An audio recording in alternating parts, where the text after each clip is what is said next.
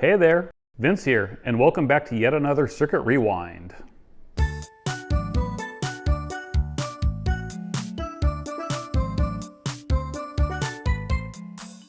Today, we have the RetroTINK 4K.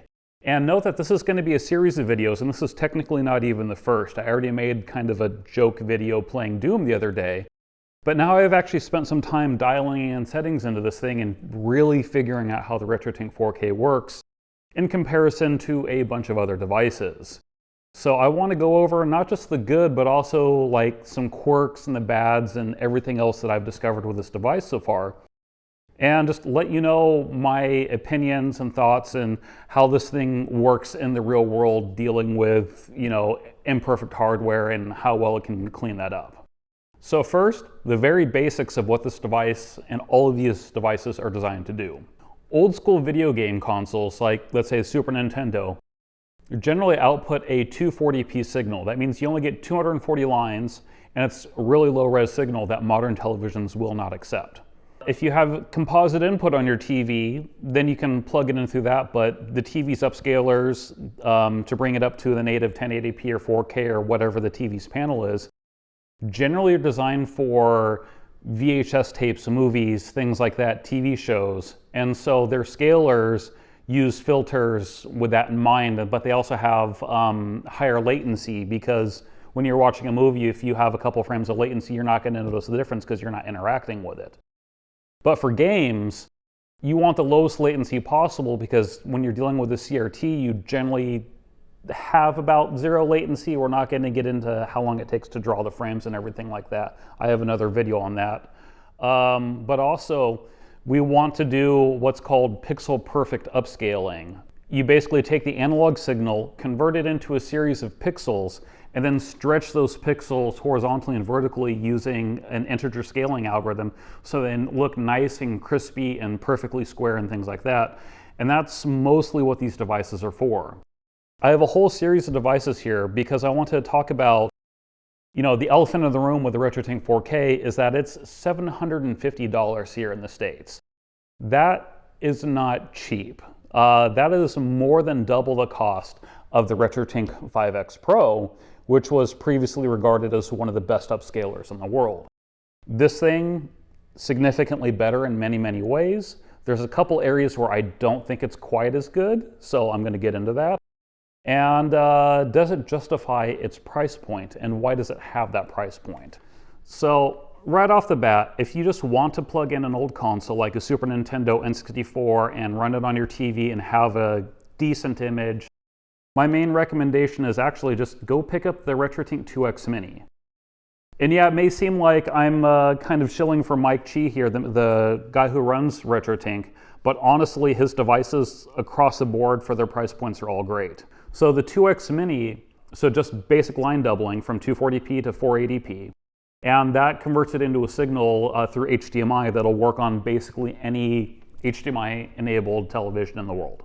What's also nice about this device is that it supports not just composite, but also S-Video, and it even ships with the S-Video cable that'll work on the Super Nintendo, the N64, and the Nintendo GameCube. Granted, you can use any composite or S-Video cable on this. Let's say if you have one for your Sega Genesis, plug it in. This is a plug-and-play device, no configuration, just add power, add your cables for the input and output. It just works, you're done. You don't have to think about it, you're playing your games, you're having a great time, go have at it. That's honestly what I use. Usually when you see me with a monitor here with an old console, that's actually the device I'm using here for my own videos just to showcase on this channel. Right now, the RetroTINK 2X Mini is listed as $90 on Mike Chi's website. In my opinion, before the 4X came out, the OSSC actually produced the absolute best quality of video. I actually preferred the video quality of this much, much more than I did the RetroTINK 5X Pro. This has the ability to fine-tune every little detail of the video signal coming into it. And I mean like every little detail. You basically have to be a pseudo video engineer to know how to work and run this device to make it look really, really good. There are a few people online that have made some profiles that you can put on an SD card and load them up. But this thing, even still, is not intuitive. It's hard to use. It's built for people that know what they're doing, and that's it. It's really not for any other audience. When I bought my OSSC, I believe they were about $100. I found a really good deal on it, but right now they're going for about $150 online.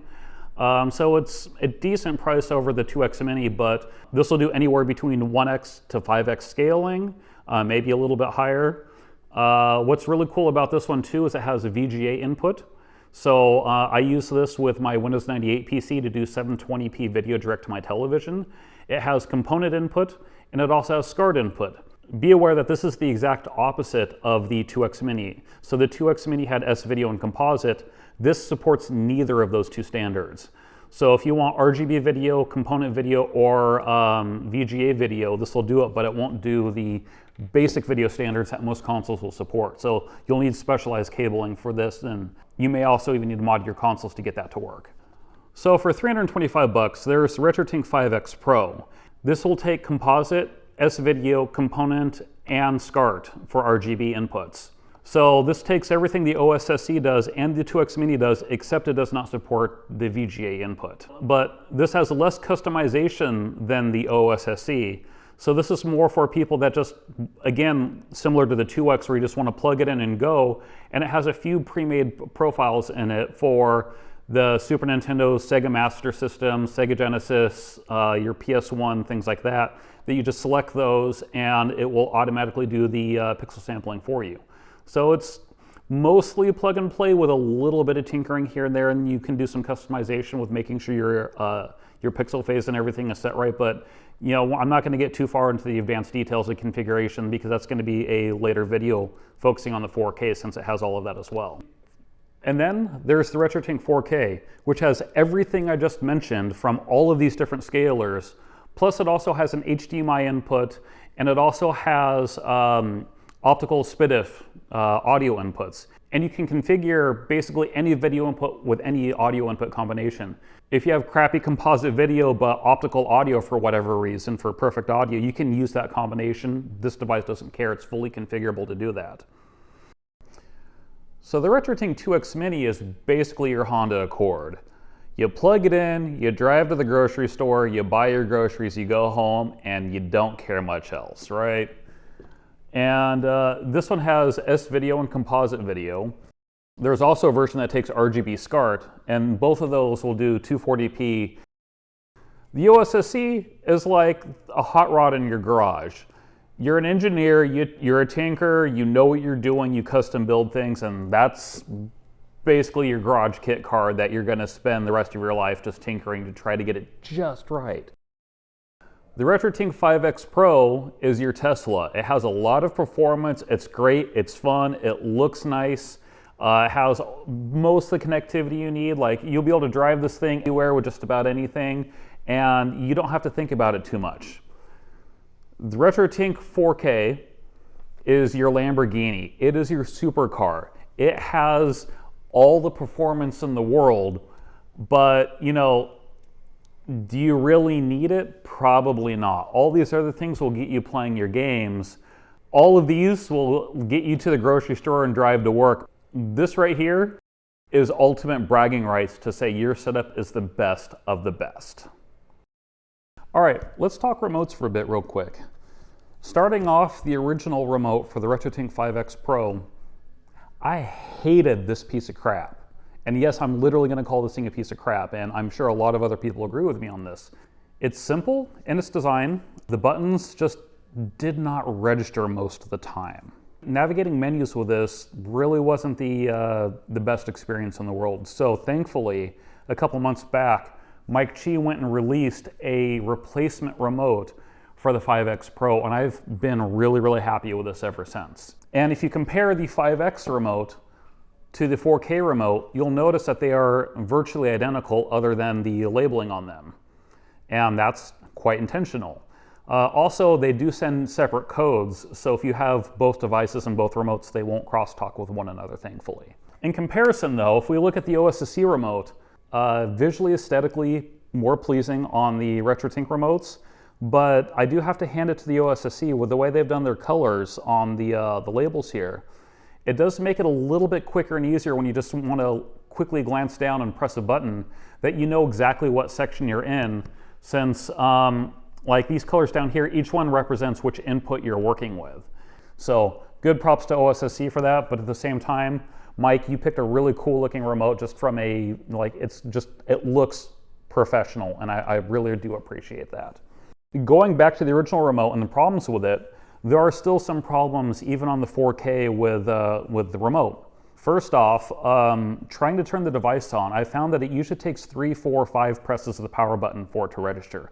I'm not sure what the RetroTINK 4K does when it's in sleep mode, or powered off technically, but it doesn't like registering the power button. Once it's turned on, all the other buttons will work with the initial press plus when they're being held with the repeat code, so it's less of an issue there. But on both the 5X Pro and the 4K, I've noticed that the remote has issues being picked up by both of these devices. Like I've had this issue with both. So on my particular entertainment center, I've actually set up an infrared repeater. So I've put a transmitter literally like a fraction of an inch in front of the IR sensor here.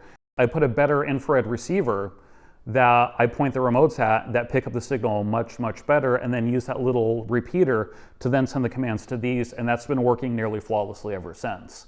So something to keep in mind, that infrared on these with the remotes is a little hit or miss in my experience, but with a fairly cheap infrared repeater, you get past that, it becomes it's not a problem anymore. A feature I wish the RetroTINK devices had is if their LED would blink when receiving an infrared signal, much like you can see here from the OSSE.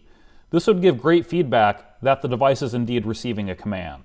So one other point I'd like to make with the remotes is, starting with the brand new RetroTINK 5X Pro remote and continuing with the 4X remote, is there are dedicated buttons for going into different menus, like submenus. So you can go directly to stats or directly to your input or your output or other menus like that, different configuration menus. I'm really happy that these buttons are added. However, one quirk with these systems I'd like to possibly see change in the future is that I'd like them to become a toggle rather than just a go into menu button. So right now, for instance, if you hit like the stats button, it'll bring up the stats menu. No matter what menu you're on, or if you have no menu at all, it'll just jump to the stats menu. But you press it a second time and you're still in the stats menu. It doesn't actually close the menu. So you have to go back down looking at your remote and try to hunt down where the back button is, and then hit that repeatedly to get out of the subsequent menus, however deep you are, to clear out to get back to whatever game you're playing. And that goes true for any of the new quick buttons that are on this remote. Some of them are several menu levels deep. So you press a button up here, then you have to look down at your remote and then have to like figure out where your back button is. And remembering where the back button is just from muscle memory is quite complicated, considering that on these two remotes going between two different upscalers, they're in completely different locations. All right, before getting into showing the actual video footage from this, there's one last thing I want to talk about, and that's logistics issues. So far, there's been a couple different logistics issues with the RetroTINK 4K. The first being the sales page itself. When these things went on sale, there's a little over 1,800 available, apparently, from rough numbers people are sharing. Those sold out in 27 minutes, but for about, what, 8 to 10 minutes of that, website was just completely hosed, broken, whatever. Like, Wix, the hosting company, completely botched that one.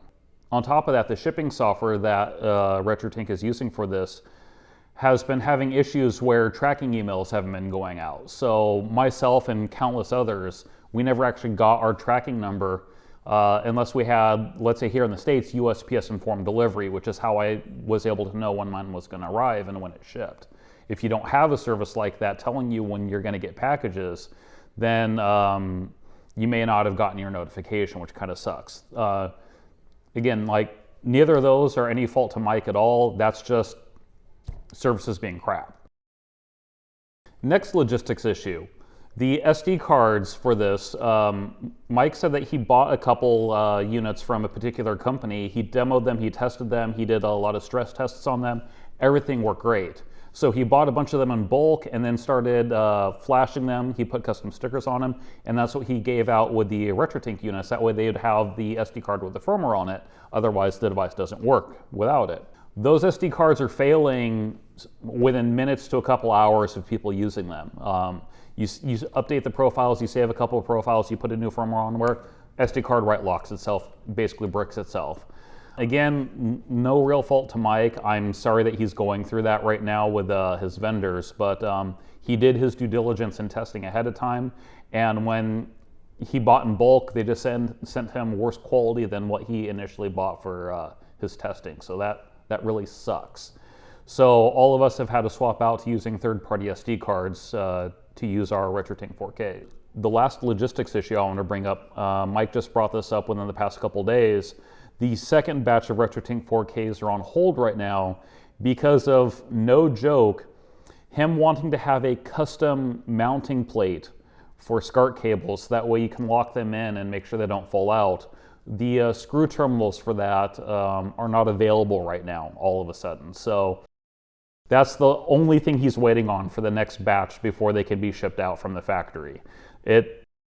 It sucks. I feel bad for him because I know that there's a lot of people hounding him, a lot of pressure, and people just gotta be patient. Again, you use the other scalers. Yeah, it's cool that this does a lot of neat stuff, but it's not preventing you from playing your games. You can still play your games.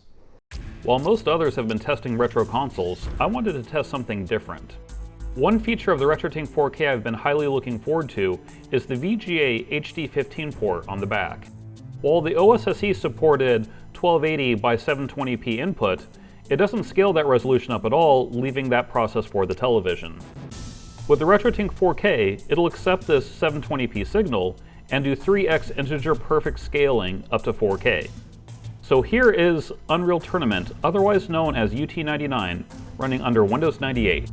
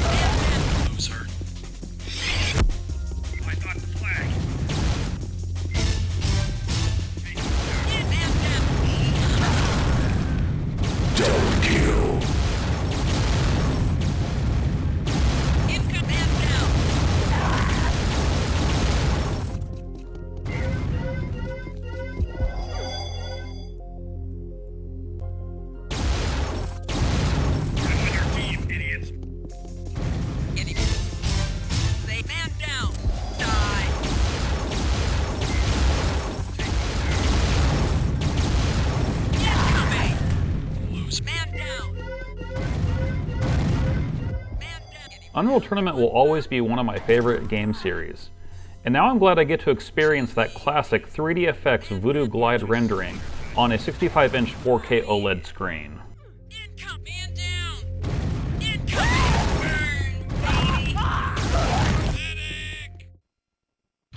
This one is less about showing off the RetroTINK 4K itself and more about the wonkiness of old games. I had my Voodoo card set to 1280 by 720p resolution. Diablo 2 only supports a pair of resolutions though, 640 by 480p and 800 by 600p. For whatever reason, it wasn't properly setting either of those resolutions, so instead we get to witness smaller FMVs, and once we're into the game, we can see the game's overdraw that would normally be off screen.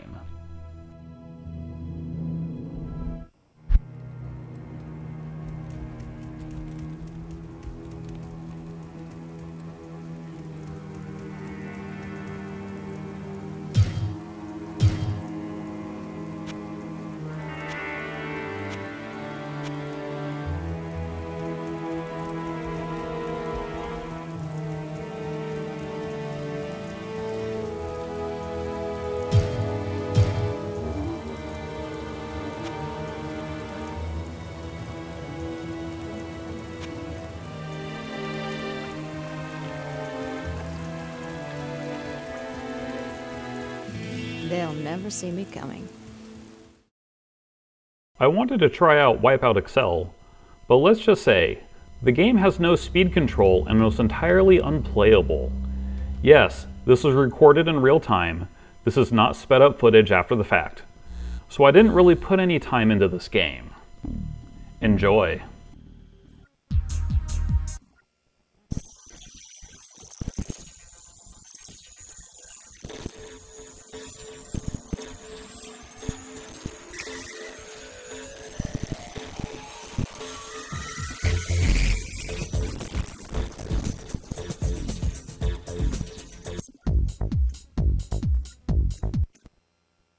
But can it run Doom 95? Both here and other tests I did, for whatever reason, the RetroTINK 4K doesn't properly detect 640 by 480 resolution coming out of my Voodoo card, leaving us with a squished mess. Later on, I created a profile for this, but didn't have it available in time for this recording. And now one of my most favorite games ever, featuring the crispiest of pixels, we have Chocobo World. Not too much to say here other than just enjoy the music.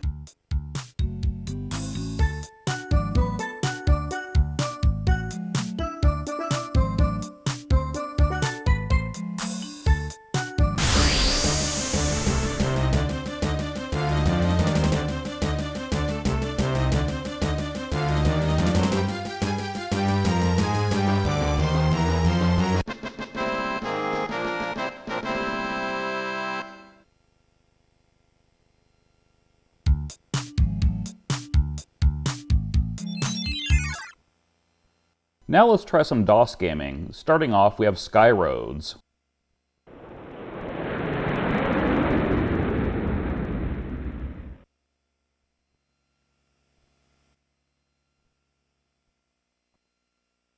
As you can probably see pretty quickly here, there were some sync issues going on with the video signal. This wasn't experienced with any of the Windows gaming that I was doing, so this is something new in the lower resolution of DOS.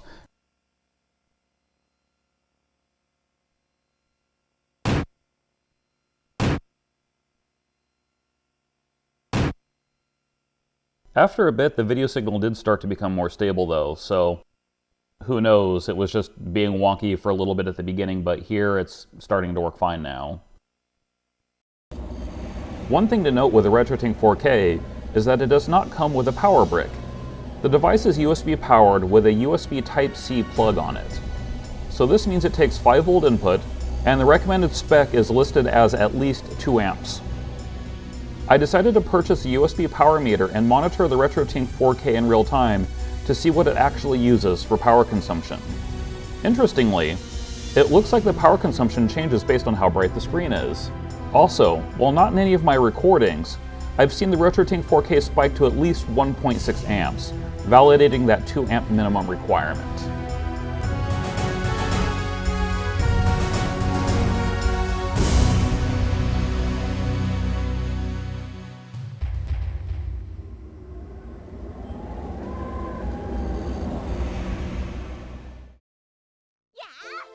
And now for my weebish side, the Sailor Moon S fighting game for the Panasonic 3DO. Here's a test of S-Video. It isn't perfect, but it isn't half bad either, I guess. But to be entirely honest, if you're using composite or S-Video, perhaps the RetroTINK 4K really isn't the best device for these scenarios. Right now, I'd rather use the RetroTINK 5X, and I'll get more into this later.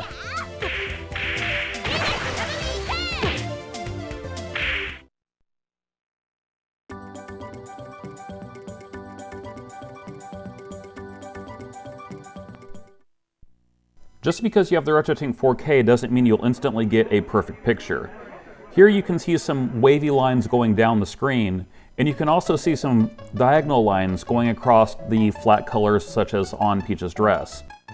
Low quality video cables and low quality signal output from consoles will lead to visual artifacts such as these.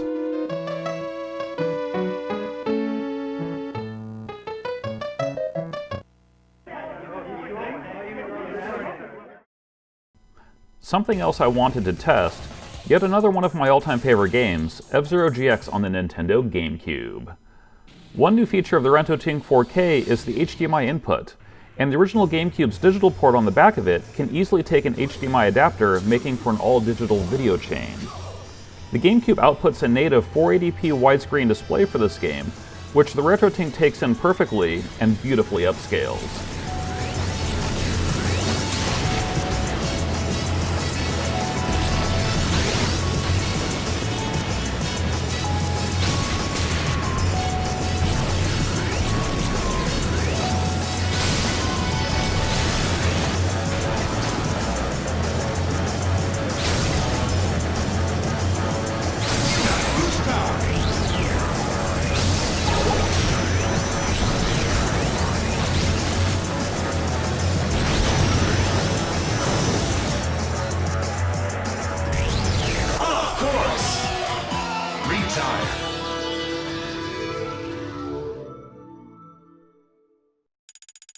As a quick test, I decided to use the PS3 to connect to my HDHomeRun to see how the RetroTINK would scale live broadcast television content. Avoiding DMCA, I'm not really going to show a whole lot right now. The PlayStation 3 with the RetroTINK 4K is an interesting beast. The PS3 has HDCP, or High Definition Copy Protection, via its HDMI output. It cannot be turned off. Please don't buy a cheap device on Amazon or eBay that strips out this copy protection. That would be potentially illegal. They're super easy to find there too, which is such a darn shame. Thank you, little squirrel. So this is where I start to have fun and experiment. This is Season 1 of My Little Pony Friendship is Magic, streaming from my local Plex server. I wanted to see what HDMI decimation on the RetroTINK 4K looked like with a relatively modern flat-colored cartoon. As one person put it, this makes the show look like an old Sega Saturn FMV. Hello, little guy. I've never seen anything like I'm really pushing for a DMCA now. Oh, are you hungry? I also tried the same with some live television shows, including Whose Line Is It Anyway? Enjoy the pixels.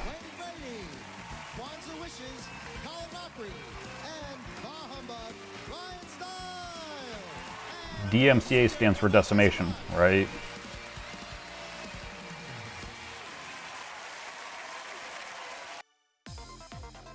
Speaking of decimation, let's turn it up to 11. I mean, 48. Can you guess what game this is?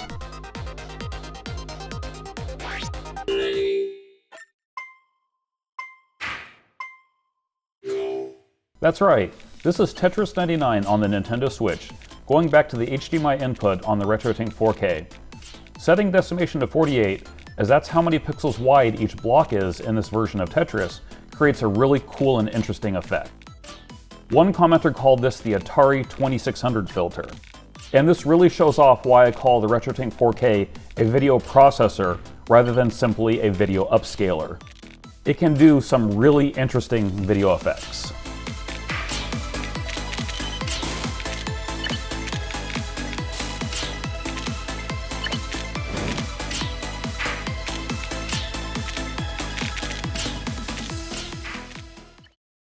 I want to revisit composite in this video for a moment. So here we are, back with the Sailor Moon game for the Panasonic 3DO, using S-Video output. I went ahead and paused the game to get a consistent image across multiple scaler setups for pixel peeping comparisons. Now looking at these 5 setups, can you figure out which one is which, even without me saying what devices I'm currently using for this test? Now let's take a closer look at the health bars, since those have clean checkerboard patterns to analyze sharpness with. Have you figured out which setup is which yet? Let's do one more check, this time on the text, which really showcases the available sharpness of each setup. On the bottom, we have the RetroTINK 2X Mini. On top is the RetroTINK 5X Pro. And in the center is the RetroTINK 4K. Did this surprise you at all? But what about the other 2 entries? Well, the RetroTINK 4K can take an HDMI input, right? Yo dog, I decided to see what would happen if I plugged a RetroTINK into a RetroTINK, so I can scale why I scale. Using the 5X for analog to digital conversion of S-Video content, passing it out as 1080p under for a 4X output, then using the 4K's decimation to undo that 4X scaling, and then using the 4K to re-upscale that back to 4K resolution, well, that's horribly convoluted, but in my opinion it produces the best results in this particular example. Hey there, Future Vince here. A quick overview of how I make videos. When I'm basically done, I render the video out, and then watch the video beginning to end non-stop while taking notes for any small mistakes I made. Then I'll go through, fix those mistakes, and render out the final video for uploading. Literally 1 hour after I watched that first test render, Mike Chi dropped this bombshell of an update for S-Video support. I've since started using it, fine-tuning the sampling rate, and also even went as far as modding my Panasonic 3DO for 240p video output. Yup, the RetroTINK 4K now officially has the best damn S-Video support I've seen in any device ever. This is me eating my words. Now back to the rest of the original review. So another great thing with the RetroTINK 4K being such a high quality upscaler is that I have discovered how terrible the calibration actually was on my television. I thought I had a good image coming out of it, but hooking this up and having reference images going through this to the television, I noticed all sorts of color issues, brightness issues, gamma issues, things like that, where I've since had to go through and recalibrate my television, and then this thing will then output a glorious image afterwards. But before I had this, I had no idea how far off like a lot of those settings were on my television. So I mentioned that the RetroTINK 4K has a lot of different ports on it, so I'm going to quickly go over how I actually have this thing wired up in my entertainment center. So first off, I have a T-Smart 16-port HDMI switch, and I have a bunch of consoles plugged into that. That 16-port switch has one output port that's going into a 4x4 T-Smart HDMI matrix. So that means there's 4 input ports, 4 output ports on that thing, and any input can be routed to any output. So for instance, 1 to 1, 2 to 2, so on down the line, or I can have all 4 of them on port 1. I can have half on 1, half on 2, whatever I want to do. So that's one of the 4 inputs. And then one of the other 4 inputs is actually the output from the RetroTINK, since this outputs HDMI, but also one of the outputs from the matrix is the input to this. So I can route something into the matrix, out to the TINK, back into the matrix, and then out to my television or a CRT monitor, which I also have hooked up separately. This device also has its VGA input. So what I plugged into that is I have an 8x4 VGA matrix, so 8 VGA input ports, and then 4 output ports. That matrix is made by ShinyBow, and I've also tried a few other things with it, because with the 4K unit here, Mike Chi calls it the HD15 port, not a VGA port, because it'll take a lot of different HD and normal video signals on that 15-pin port. And I've tested this. I've ran GameCube component cables with an adapter running through my VGA matrix back into this, and the matrix will allow component video even though it expects it to be RGB video. So this also has a SCART port on it. So I have an Oxenworks 10 input, 1 output SCART switch. And then that 1 output goes into the SCART input on this. And then I have a bunch of analog consoles, RGB analog consoles plugged into my SCART switch. And then lastly, this has the RCA inputs on the back. So I picked up a G-Comp switch, which is an 8 input and again, 1 output. That allows me 8 different component inputs that I can run into the RCA inputs on this. So a lot of connectivity going all over the place to hook up all the different consoles through any means that I want, and cables running everywhere. It is a total mess. There's a lot of stuff going on, but this also means that a lot of them auto switch, a couple of them are manual, and otherwise I can just let this thing sit inside of my entertainment center. I can turn on a console, flip a couple switches. I don't have to worry about recabling anything. Everything is now running through the RetroTINK 4K. So should you get a RetroTINK 4K? Something to think about is I have 4 other devices lined up here, 5, whatever. You can buy all of these and still spend less money than on a RetroTINK 4K. If you want to play an old game on a modern television, none of these will stop you from doing it. The big question is do you want the absolute state-of-the-art best image fidelity on your consoles? If you think about every one of the old consoles and what connector it uses, one of these devices provides it.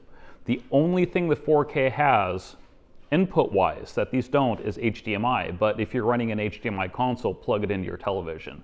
If your TV's upscaling from 1080p to 4K, you might notice it, you might not. Depending, for me, it depends on how close I'm sitting to the screen, whether I can even notice that difference or not. But if you want a fun toy to tinker with, like especially the decimation stuff I was showing earlier, the RetroTINK 4K, I think it's a misnomer to actually call it an upscaler, because it does upscaling, downscaling, you have the scan lines, you have the slot masks. There's a lot of image processing that this thing can do, and a lot more than what I even just described. This is an all-in-one image processing unit, not just an upscaler or an analog to digital converter. Like for me, if I want to take my N64 to a friend's house and bring Pokemon Stadium for minigames, I'm going to go for this, because I know if I just plug this in, it works. I don't need a remote, I don't need any settings, I don't need any configuration. You know, that's just grab and go, ready, and we're having fun, we're having a blast. Done. Now that I have the 4K though, that is what sits inside of my entertainment center. It is, previously I had both the 5X and the OSSC in there. Both of those have been replaced by a single unit. So in my world, I think that's a huge upgrade for me. It simplifies part of my setup a bit. Having the extra inputs and all the processing on one device means that I now have one central place to control all of my video processing. So for me, it's a win. But that's not going to be the case for everybody. So it's a judgment you have to make yourself. And, you know, do you want to spend $750 to play retro consoles? I mean, for me, I have consoles that cost over $500, so I'm making that investment. Some of the SCART cables that I have cost $50 a cable. So are you willing to put in the money for the rest of your entertainment center to buy cables that expensive? Like $50 per console on cabling. I'm running on a large OLED screen right now. The screens that really make the RetroTINK 4K shine are not cheap. Are you willing to invest in that as well, or have you invested in that already? If not, then don't look at $750 as your budget. You then have to start looking at, well, is this going to be a $2,000, $3,000, $4,000, $5,000 budget for all the consoles, the cabling, the TV, and everything else to really make this worth it? So keep that in mind when you're looking at a device like this. I've highlighted some goods and the bads of the 4K, but ultimately, do I love it? Hell yeah. I think it's a great product, and despite any of the shortcomings that I mentioned, I did a very, very harsh review before I even created this channel on a previous channel for the RetroTINK 5X Pro, and almost every single complaint that I had was fixed in a future firmware update. So I'm really hoping that anything that I think is imperfect right now with the RetroTINK 4K, that Mike Chia said that he has years upon years of firmware updates ahead of him that he could potentially do on this device. And he's been cranking them out very, very quickly, even though there's not even 2,000 units on the market yet. So he's been treating us very well, he's very responsive, and I'm really looking forward to see where this device takes us in the next few months and few years.